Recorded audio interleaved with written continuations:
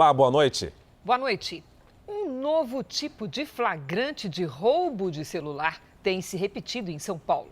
Criminosos de bicicleta aproveitam a distração da pessoa para levar o aparelho embora. Na outra ponta está a revenda ilegal. Uma equipe da Record TV flagrou telefones vendidos no centro da capital paulista por um preço 90% abaixo do encontrado nas lojas. O Douglas estava assim, caminhando na rua, quando resolveu tirar uma selfie com o celular recém-comprado. Enquanto batia a foto, não viu o risco que corria. O ladrão, que estava de bicicleta, foi rápido. Só senti um pouco da luva dele, ele estava bem encapuzado, pegou da minha mão e foi embora. Eles conseguiram entrar na minha conta bancária, onde fizeram um Pix de aproximadamente R$4.000. Um crime parecido foi flagrado nesta imagem feita da janela de um prédio. O homem com um celular chama a atenção de 3 ciclistas. Eles dão a volta. A vítima não tem tempo de reagir. Ainda corre atrás dos criminosos, mas não adianta mais. Na Avenida Paulista, o jornalista sueco Henrik Johnson estava gravando uma reportagem quando também foi alvo de um assaltante da mesma maneira. Ei, polícia, pega essa cara! Neste bairro de São Paulo, a história tem se repetido. Pelo menos 6 vítimas procuraram recentemente a polícia para fazer boletim de ocorrência. Em todos os casos, os ladrões agiram da mesma forma. Aproveitaram um momento de desatenção para arrancar o celular da mão da pessoa e fugiram de bicicleta. Um suspeito já foi reconhecido por algumas vítimas e a polícia tenta identificar os outros integrantes da gangue. Investiga também qual é o destino dos celulares roubados. No centro da cidade, um repórter investigativo da Record TV encontrou homens vendendo um aparelho por um preço bem abaixo do que as lojas cobram. Estou procurando um celular frio para comprar. Quanto tem aí? Queria ver o valor para depois voltar com o dinheiro. O que você quer? Você não tem um aparelho mesmo, mas não é novo. Se você quer, eu vou vender para você. O frente está arranhado, mesmo tudo funcionando. O modelo oferecido à nossa equipe é vendido por quase R$2.000 no comércio, uma diferença de 90%. Mais de 13 mil celulares foram apreendidos na capital no ano passado. Neste ano, a polícia conseguiu recuperar até agora mais de 3 mil aparelhos. Depois do susto e do prejuízo, o Douglas diz que, infelizmente, não dá mais para usar o celular tranquilo, em qualquer lugar, como deveria ser. Agora tocou, deixa tocar, depois a gente olha. Veja agora outros destaques do dia. Autoridades se preocupam com atestados falsos na vacinação de quem tem comorbidades. No primeiro dia do cessar-fogo, palestinos e policiais israelenses voltam a se enfrentar em Jerusalém. Voo dos Estados Unidos com 30 brasileiros deportados chega ao país. 16 pessoas são presas, suspeitas de participação em tribunais do crime. E na série especial, como Austrália e Nova Zelândia conseguem ter uma vida normal em plena pandemia.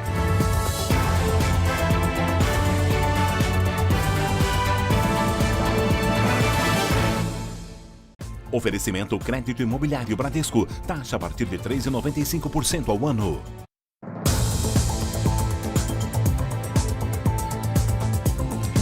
Está quase concluído o inquérito policial sobre a morte de MC Kevin. A sequência de eventos que levou à queda da sacada de um hotel no Rio de Janeiro começou logo depois do show realizado por ele, quando Kevin foi à casa de um amigo músico. A comemoração reuniu os amigos que já se conheciam desde o início da carreira. O encontro no domingo foi logo após a primeira apresentação de MC Kevin no Rio de Janeiro. Ele estava no melhor momento dele, mano. Tanto de imagem, quanto de música, quanto de tudo, mano, entendeu? Tava muito bem mesmo, então aqui ele tava muito feliz. Segundo a noiva Deolane Bezerra e os amigos do cantor, Kevin teria bebido uísque e usado uma droga sintética na comemoração. Deolane aparece em um dos vídeos e se mostra irritada com o companheiro.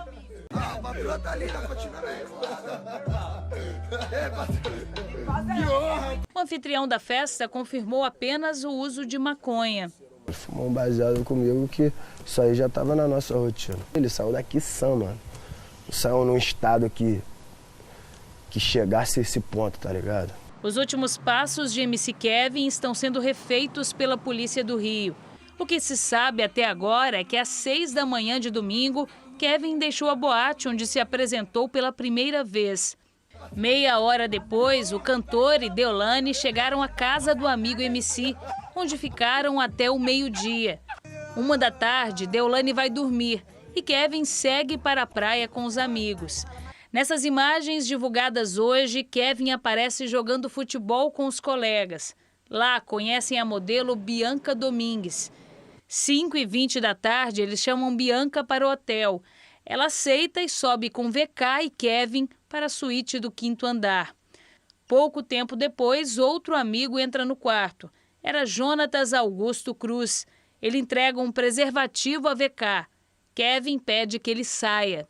Segundo a modelo, Jonatas volta e diz: "Estão vindo aí", e vai embora. Kevin reclama, mas chama Bianca para ficar com ele na varanda. Nesse momento, ela conta que olhou para dentro do quarto e em seguida viu Kevin pendurado no parapeito. Às 6h30 da tarde, os bombeiros são chamados para socorrer o cantor. A previsão era de que o inquérito fosse concluído ainda hoje, mas o delegado responsável pelo caso pediu que as investigações continuem até a próxima terça-feira.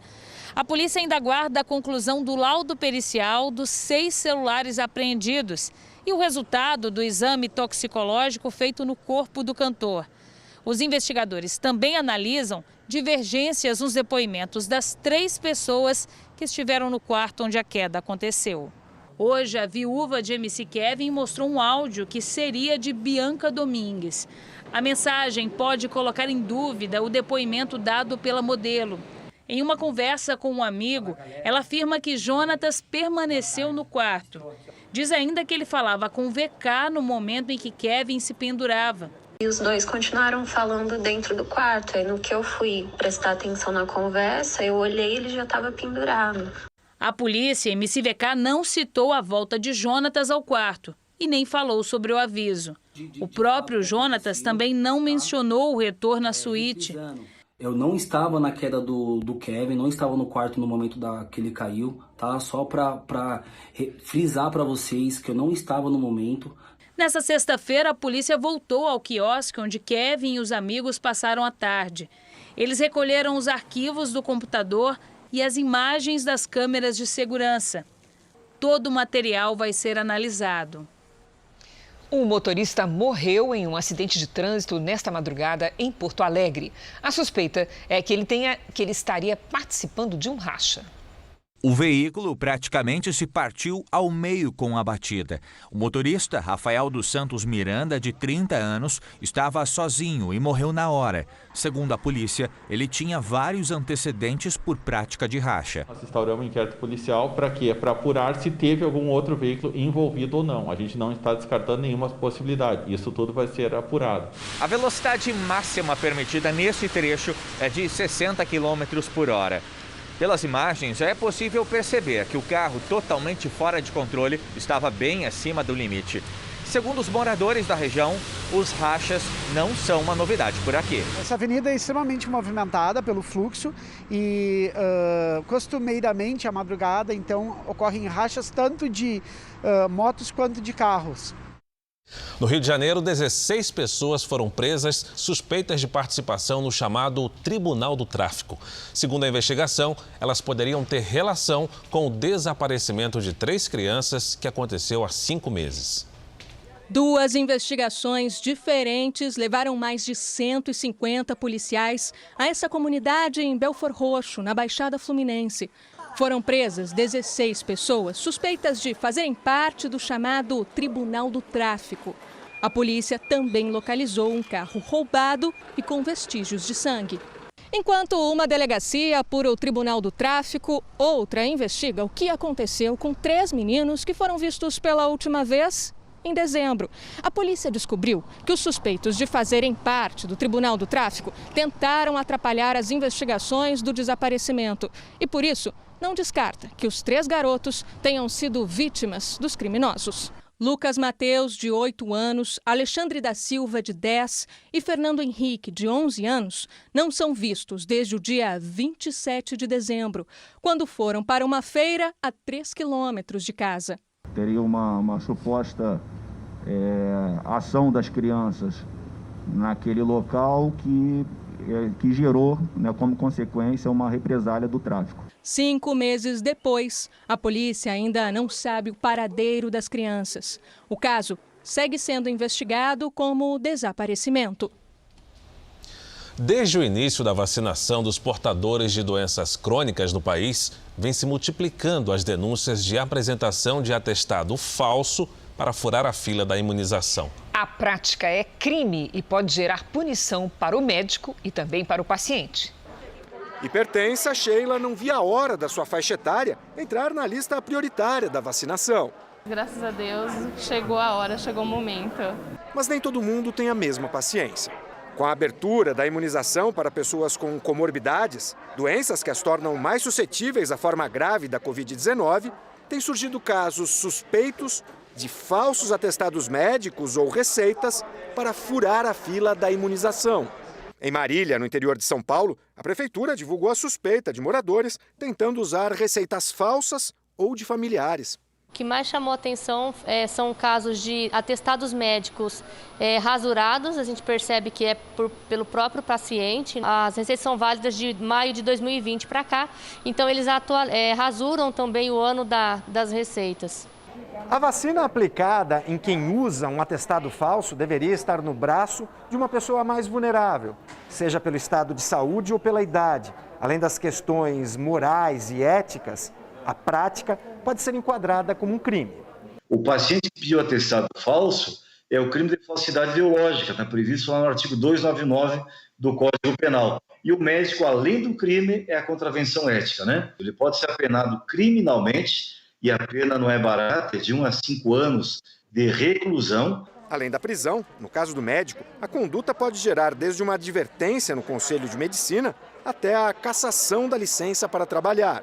O indivíduo que faz assim, ele está prejudicando quem, de fato, precisa da vacinação, que é aquele indivíduo vulnerável, aquele indivíduo que é acometido pela doença. Então, esse indivíduo, ele está fazendo um ato contra a saúde pública. É oportunismo, isso jamais pode acontecer, né? A gente tem que tentar fazer o Brasil um país melhor. E isso parte da gente, agir com dignidade. Isso é o que eu espero. O Jornal da Record traz agora os números de hoje da pandemia. Segundo o Ministério da Saúde, o país tem 15.970.000 casos de Covid-19. São mais de 446 mil mortos. Foram 2.215 registros de mortes nas últimas 24 horas. Também entre ontem e hoje, 56.247 pessoas se recuperaram. No total, já são mais de 14.442.000 pacientes curados e mais de 1.102.000 pessoas seguem em acompanhamento. Um dia depois do anúncio do cessar-fogo entre Israel e o grupo terrorista Hamas, houve confrontos. Você vai ver daqui a pouco no Jornal da Record.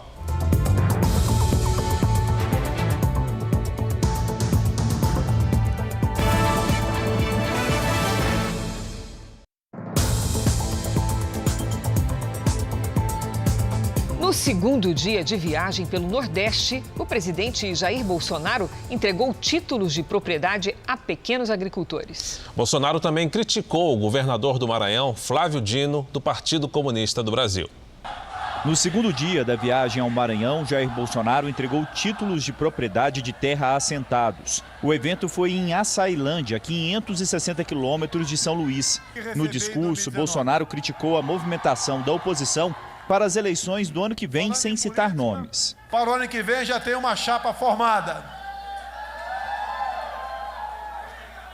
Um ladrão candidato a presidente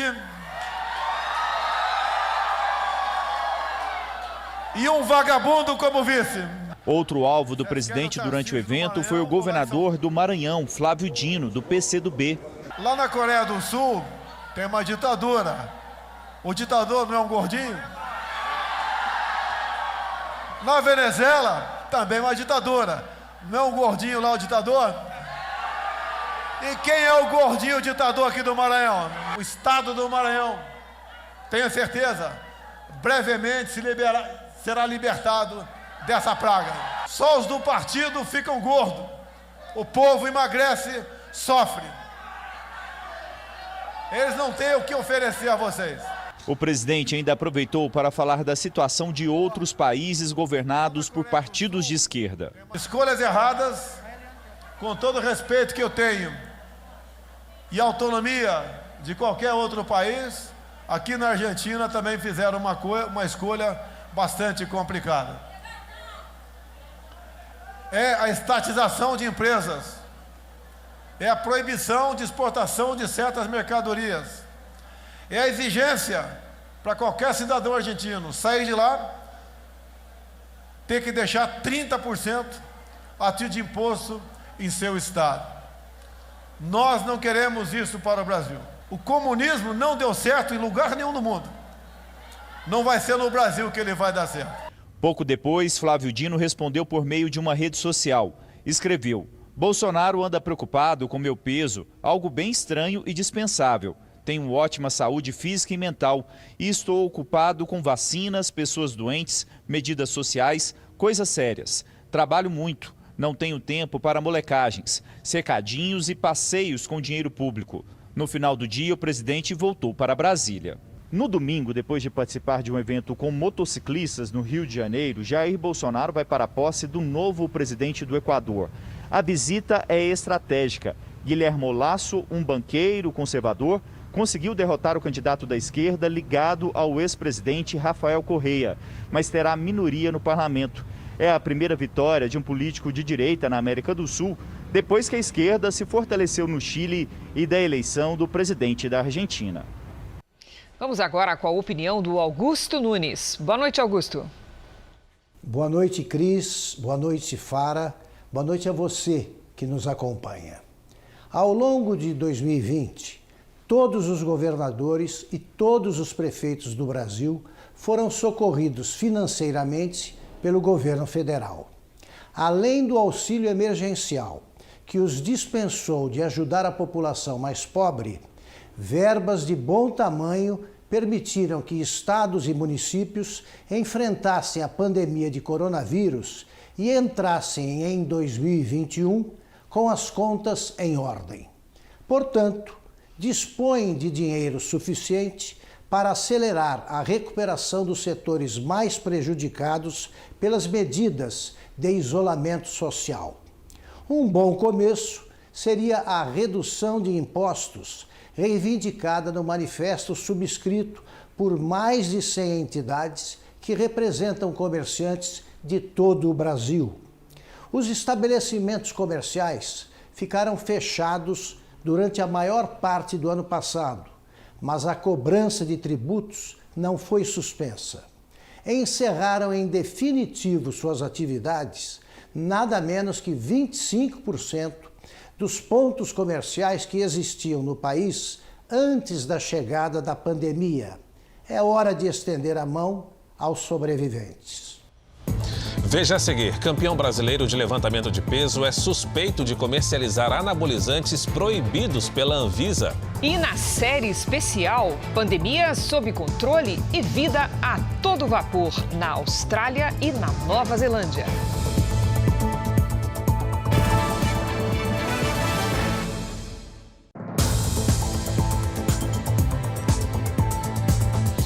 Um influenciador digital de musculação com mais de 300 mil seguidores foi preso por vender anabolizantes de forma irregular.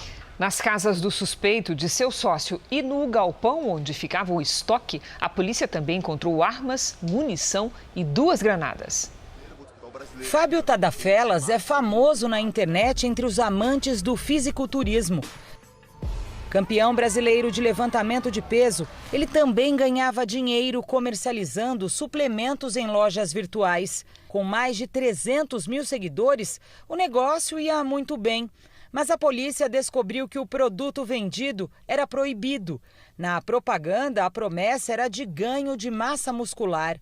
Além de Fábio, o sócio dele, Robson Evangelista, também foi preso pela venda dos anabolizantes. Eles usavam o próprio corpo para divulgar os produtos. Na casa dos dois suspeitos e no galpão onde ficava o estoque, a polícia também apreendeu armas, munições e 2 granadas. Durante a investigação, os policiais compraram os medicamentos pela internet.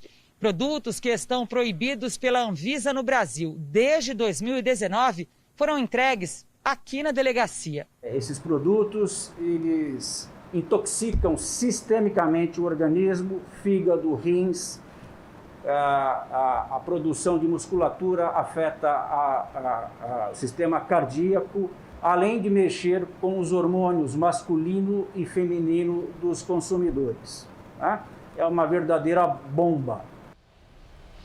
Uma profissão que está esquecida, quase extinta. Ser engraxate em tempos de pandemia é passar horas e horas à espera de um sapato para lustrar. É que os clientes estão em home office, né, Cris? E aí as contas desses profissionais não param de se acumular.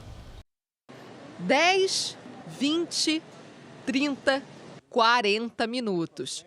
Esse foi o tempo que o seu Vanderlei ficou esperando um cliente aparecer. E isso ele ainda considera um dia de sorte. Eu fico satisfeito, né? Feliz da vida, né? Estou sabendo que ali já estou trabalhando. Ele é engraxate no aeroporto Santos Dumont, no Rio de Janeiro. E lembra dos tempos em que uma fila se formava no saguão, à espera do serviço. Chegava às 6 horas da manhã, tinha gente esperando. A gente abria para poder engraxar naquela época. Já são mais de 40 anos de profissão. Seu Vanderlei escolheu o aeroporto justamente pelo movimento acelerado. Nos velhos tempos, era difícil ter uma cadeira assim, vazia. Hoje, ele engraxa, no máximo, 3 pares de sapato em um dia inteiro de trabalho. Ele diz que a procura pelo serviço teve uma queda de 90% desde o início da pandemia. Mas o futuro da profissão está em risco há mais tempo. E é fácil entender. Basta olharmos para os pés de quem passa pelo saguão. Hoje muita gente se vê por aí de tênis, outro de sandália, de bermuda.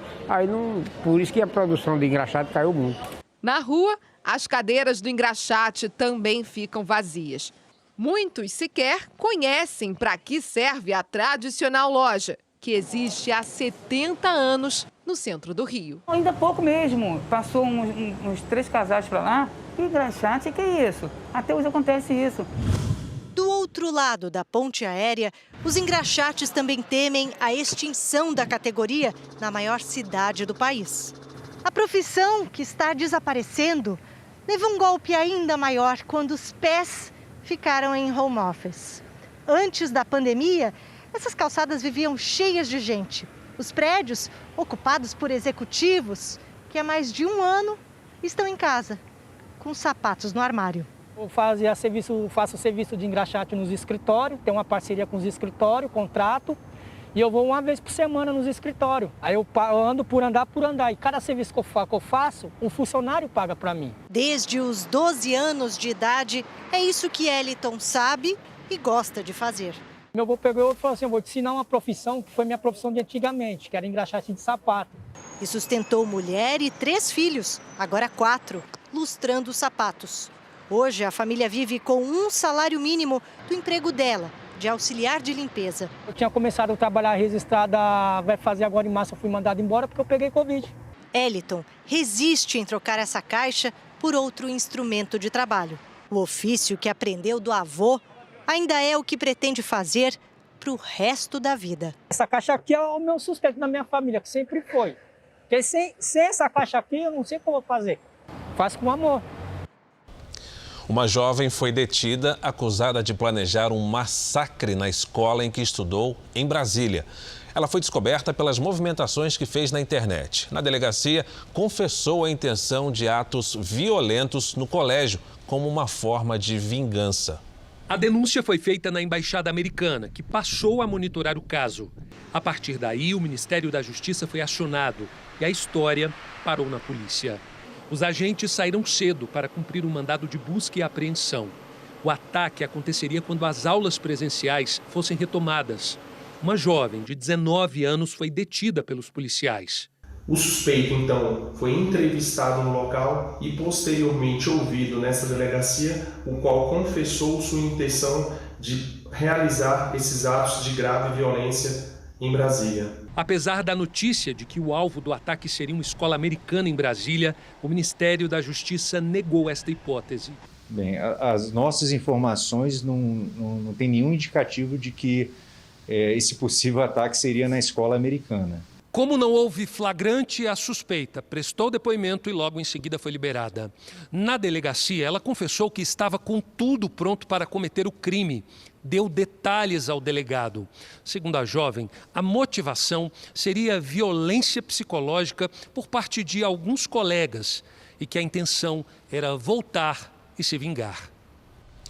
30 brasileiros deportados dos Estados Unidos desembarcaram hoje em Belo Horizonte. A previsão inicial era que mais de 100 cidadãos retornassem hoje. Mas alguns tiveram a ordem de deportação suspensa e outros não embarcaram porque não tinham feito o teste de Covid. Foi o primeiro avião de deportação a chegar ao Brasil no governo Biden. Os passageiros são de Minas Gerais, Espírito Santo, Mato Grosso e Rondônia. Ramon foi preso em fevereiro depois de atravessar a fronteira com o México. A minha travessia, eu pulei o muro e fui pego pela imigração. Matheus entrou com visto de turista, mas ficou por mais de 6 meses em território americano e acabou preso. A gente vai para outro país para tentar uma coisa melhor e acaba acontecendo isso aí de ser deportado, mas vamos seguir firme. Este é o 23º voo com brasileiros deportados nos últimos 2 anos e o primeiro desde que Joe Biden assumiu a presidência dos Estados Unidos. Nos próximos dias estão previstos mais 3 voos com mais imigrantes expulsos do território americano, o que evidencia que Joe Biden segue a mesma linha do ex-presidente Donald Trump, que era contra a imigração ilegal. Foram muito atraídas por boatos disseminados na rede social, por várias notícias de que haveria uma flexibilização da política imigratória dos Estados Unidos, coisa que não ocorreu. Ao todo, 5.363 brasileiros foram deportados entre 2018 e 2020. Dirigir embriagado é uma grande razão, chega às vezes a ser responsável por 30%, 40% das deportações no ano, são grandes alertas para a imigração. Apesar da deportação, muitos têm planos de se arriscar de novo. Pensa em voltar.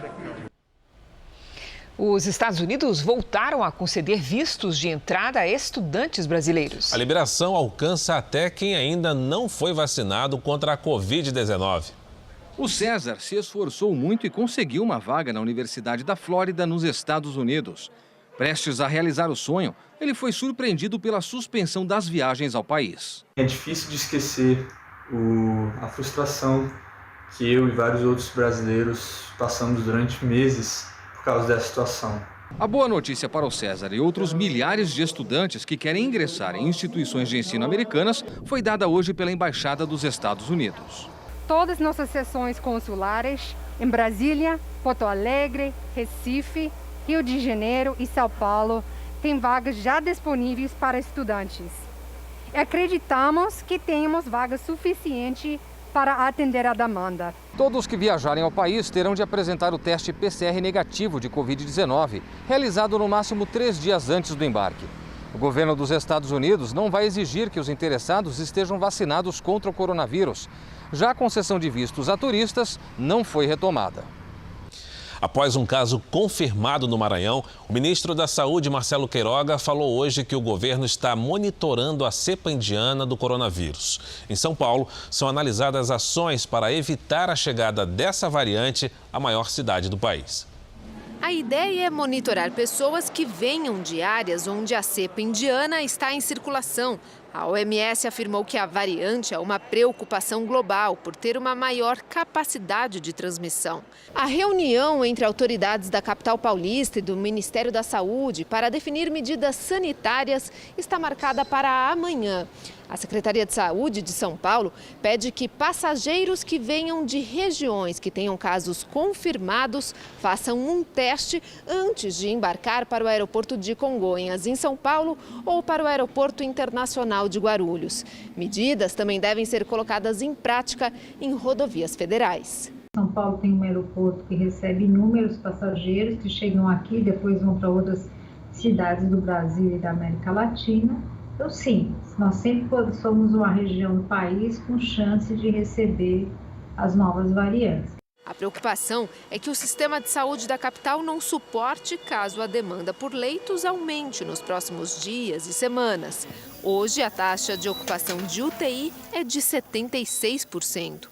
O perigo resiste exatamente aí, quer dizer, um maior número de pessoas que podem contrair o vírus, que podem agravar, necessitar de um leito de enfermaria, de um leito de UTI. Resolvemos, então, tomar essas iniciativas para que a gente esteja preparado para esse enfrentamento.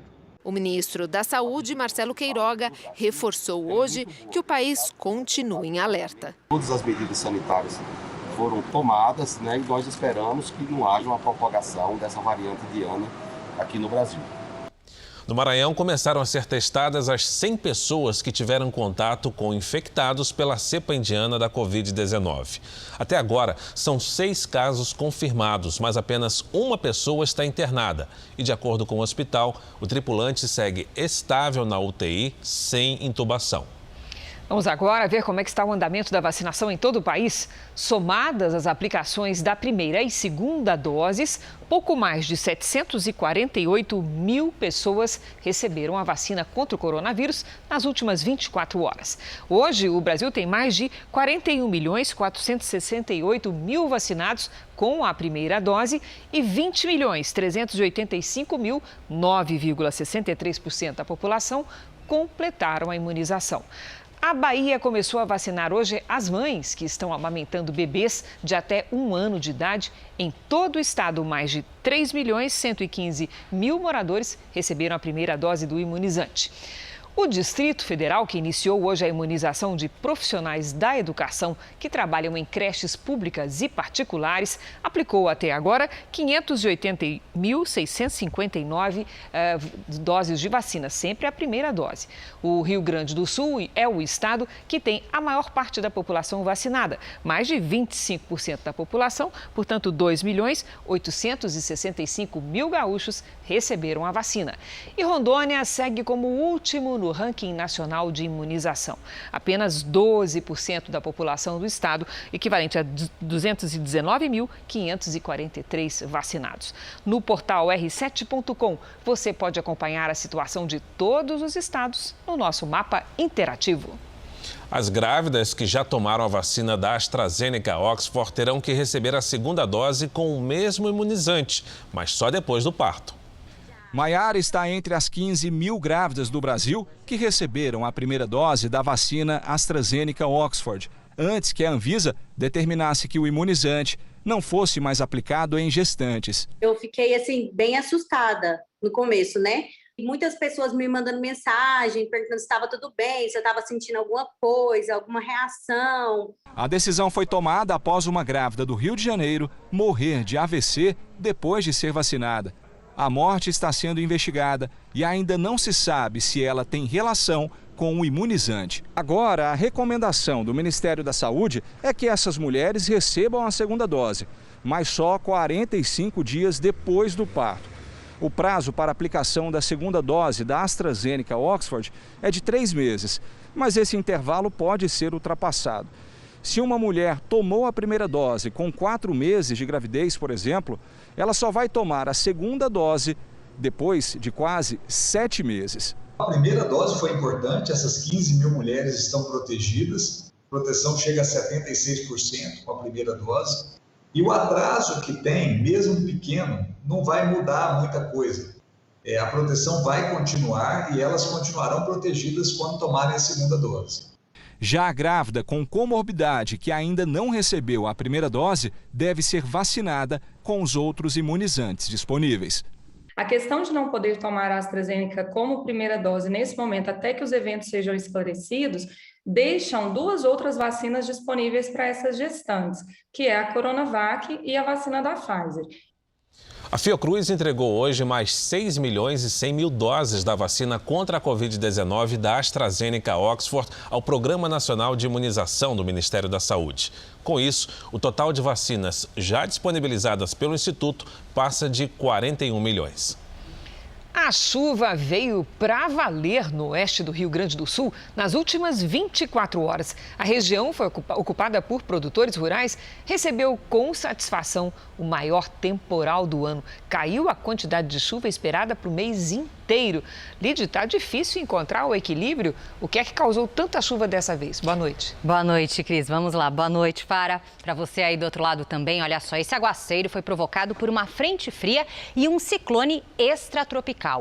Neste sábado, o ciclone avança e chega ao sudeste. Espalha chuva e ventanias de até 70 km por hora nos 3 estados da região sul e tem também chance de granizo em São Paulo e em Mato Grosso do Sul. Do norte de Minas até o interior do Nordeste, o tempo fica firme. A chuva forte persiste neste sábado nos estados do norte, com exceção do Tocantins. Na costa do Nordeste, pancadas. Neste sábado à tarde faz 18 graus em Porto Alegre, no Rio de Janeiro, 32, em Cuiabá e em Teresina, 34, em Manaus, 32 e até 31 em Rio Branco. Em São Paulo, o tempo muda, máxima de 25 graus com chuva à tarde. No Tempo Delivery de hoje, o André quer saber a previsão para a cidade de Promissão, Lidiane, no interior de São Paulo. Vamos lá. André, fim de semana de tempo nublado e chuvoso. A chuva pode apertar um pouco mais no domingo à tarde. Máximas de 27 e de 26 graus no fim de semana. Na segunda, o tempo fica firme de novo. Agora você atende a Fran de Parnamirim, em Pernambuco. Oi, Fran. Olha, para você e para essa criançada linda, fim de semana de tempo abafado, com duelo entre sol e pancadas de chuva. Máxima de 33 graus. A gente agradece aqui as participações no Tempo Delivery. E se a sua mensagem ainda não foi respondida, aguente aí que vai chegar a sua vez, tá? Para quem ainda não participou, é só mandar mensagem pelas redes sociais com a hashtag #VocêNoJR. Boa noite, gente. Obrigada, Lidy. Obrigado, Lidiane. Veja agora os destaques do próximo Domingo Espetacular. A morte precoce de MC Kevin. Roberto Cabrini investiga o que aconteceu no quarto de hotel de onde o funkeiro caiu. O que diz Deolane, a viúva do cantor. Por qual motivo ele teria pulado? Uma entrevista exclusiva com Bianca Domingues, a jovem que estava com Kevin no quarto. Comecei a gritar, desesperada. E também com Jonatas, o amigo apontado como o homem que assustou o cantor minutos antes do acidente. A gente não tá brincando, foi uma vida que se foi, tá? Eles economizaram para comprar a casa própria. Chegaram a registrar contrato em cartório, mas o corretor sumiu e levou o dinheiro de uma vida inteira. O nome dela é Jennifer. 2 anos depois da morte de Gabriel Diniz, nossa equipe entra no quarto do cantor que permanece intacto. O pai do músico mostra as roupas que o filho nunca pôde usar nos shows. Ela é dona de uma das vozes mais famosas do Brasil. Você pra mim foi um sol. Qual o segredo de Tetê Espíndola para manter essa afinação? Nosso amor estava escrito nas estrelas. É nesse Domingo Espetacular, logo depois do Canta Comigo. Um dia depois do anúncio do cessar-fogo entre Israel e o grupo terrorista Hamas, houve confrontos entre manifestantes palestinos e policiais israelenses em Jerusalém. Um dia de calmaria na faixa de Gaza e também sem foguetes disparados contra Israel. Já na esplanada das mesquitas em Jerusalém, novos confrontos foram registrados entre palestinos e forças de segurança israelenses. No primeiro dia do cessar-fogo, o líder do grupo terrorista Hamas declarou que Gaza será reconstruída. Já o primeiro-ministro israelense Benjamin Netanyahu afirmou que parte do alto escalão do Hamas foi eliminada durante as ações do exército e classificou as operações, que duraram 11 dias, como êxito excepcional. A Espanha vai relaxar as restrições para a entrada de estrangeiros a partir do dia 7 de junho. O objetivo é alavancar o turismo, que representa 14% do PIB espanhol. Poderão entrar no país as pessoas completamente imunizadas com uma das vacinas aprovadas pela Agência Europeia de Medicamentos ou pela Organização Mundial de Saúde.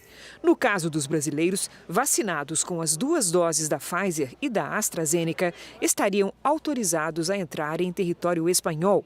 Neste ano, o governo espanhol espera a visita de 45 milhões de estrangeiros, metade do registrado em 2019, antes da pandemia. Ano passado, pico da doença na Europa, a Espanha recebeu cerca de 19 milhões de visitantes de outros países. Com 1/3 da população vacinada, Portugal ainda vive sob algumas restrições. Mas o país conseguiu controlar a disseminação do coronavírus e retomou hábitos tradicionais. Na última reportagem da série especial, você vai ver também como a proibição de entrada de estrangeiros funcionou na Austrália e na Nova Zelândia, onde a vida voltou ao normal.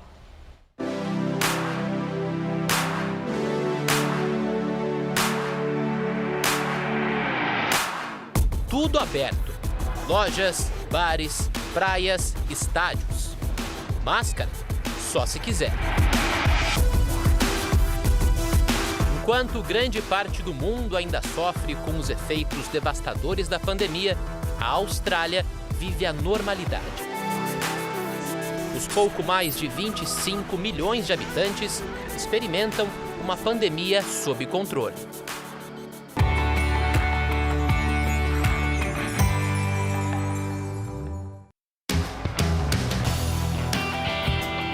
Menos de 30 mil casos, pouco mais de 900 mortes.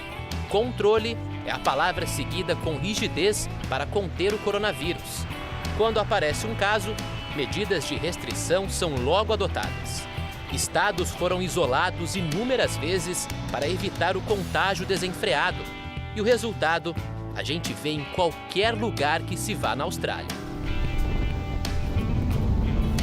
E a vida noturna está a todo vapor. Esse australiano diz que é maravilhoso ter essa liberdade e que não saberia o que fazer se não pudesse sair de casa. O estudante se diz grato, livre e sortudo, podendo viver a vida normal enquanto o mundo vive uma outra realidade. À noite ou de dia, a vida pouco mudou na Austrália desde o início da pandemia. Mas algumas alterações foram feitas para garantir que as regras de distanciamento fossem cumpridas. Neste tradicional bairro de Sydney, por exemplo, as mesas de bares e restaurantes foram colocadas do lado de fora para acomodar mais pessoas e garantir a sensação de segurança e liberdade. Segurança e liberdade que a Joyce conhece muito bem. A paulista já mora em Sydney há 8 anos. A gente vai para churrasco, pode tomar um café, vai para um cinema. É meio que inacreditável, mas as coisas estão de volta ao novo normal, ao novo comum. O principal motivo para o sucesso no controle da pandemia foi o fechamento das fronteiras. Desde março de 2020, para entrar no país, só com nacionalidade australiana ou residência permanente. E mesmo assim, todos os viajantes vindos do exterior são obrigados a passar por um período de 14 dias de quarentena em hotéis designados para recebê-los. E só depois de testarem negativo para a Covid-19 são liberados do período de isolamento. Vizinha da Austrália, a Nova Zelândia adotou medidas de controle de fronteiras semelhantes e também colhe os frutos da contenção do vírus. Shows com milhares de pessoas já são uma realidade num país que contabilizou 2.600 casos e 26 mortes. Isso mesmo, 26 pessoas morreram no país vítimas do coronavírus. A última em fevereiro e a penúltima em setembro do ano passado. O controle da pandemia levou a Austrália e a Nova Zelândia a estabelecerem uma bolha de viagens, na qual viajantes dos dois países podem entrar e sair sem serem submetidos ao período de quarentena obrigatório de 14 dias. Nos aeroportos, o tão saudoso abraço voltou a ser cena comum. Ah, não há saudades mais dolorosas do que as das coisas que nunca foram. Escreveu Fernando Pessoa no livro do Desassossego. A estátua do poeta português na porta de um dos cafés mais tradicionais de Lisboa remete a um tempo e um hábito que nunca foram. O escritor foi quem popularizou em terras lusitanas o cafezinho. No momento em que o verbo desconfinar nunca foi tão conjugado por aqui, aos poucos os limites vão ficando de lado e Portugal volta às ruas. Hoje, os portugueses comemoram a queda na taxa de transmissão da doença e dias sem mortes pelo coronavírus. E com a saudade, o sabor do café parece ainda melhor. E eu acho que foi das coisas que eu senti mais falta, foi mesmo do cafezinho. Dar mais valor a estes momentos. O cafezinho fica mais gostoso. É, muito mais. Um outro clássico português também está de portas abertas. O pastel de Belém, que no ano passado fechou por 2 meses. Depois, só podia comprar e levar para casa. Mas há cerca de um mês, os salões que têm mais de 180 anos de história voltaram a ganhar movimento. A capacidade foi reduzida pela metade. Agora, são 200 lugares para garantir o distanciamento social. E em como os outros estabelecimentos em todo o país, a regra é a mesma. Limite de 6 pessoas por mesa. Como é que é poder sentar e comer o pastelzinho quentinho? É uma maravilha, porque é diferente você fazer o pedido, é diferente você poder sentar na mesa, ver as pessoas, é outra visão, é outra vida, né? Nas ruas estreitas de Lisboa, um som fez falta. O estilo musical mais tradicional português que nasceu aqui, no coração da capital, também foi confinado. Agora, o fado está de volta, mas o silêncio ainda é obrigatório, porque, segundo a tradição, para ouvir o fado é preciso ficar calado.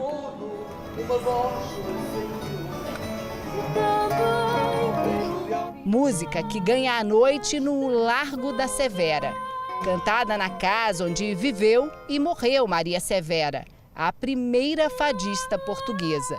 Quando eu canto, eu sinto exatamente, há uma explosão, há uma libertação. Por isso, quando nós não cantamos, ficamos assim, tipo, mais pálidos, sem cor. Além do número reduzido de pessoas nas mesas, também ao ar livre, existe o limite do horário. Os estabelecimentos têm que fechar às 10h30 da noite. Regras que agora são encaradas numa boa. Sorrisos, porque eu acho que as pessoas estão a precisar mesmo de sorrisos e de estar e de conviver. Acho que isso é uma tónica para nós estarmos todos bem. Depois de qualquer crise, o que levanta qualquer país no mundo é a música. É o que nos dá vida, não é?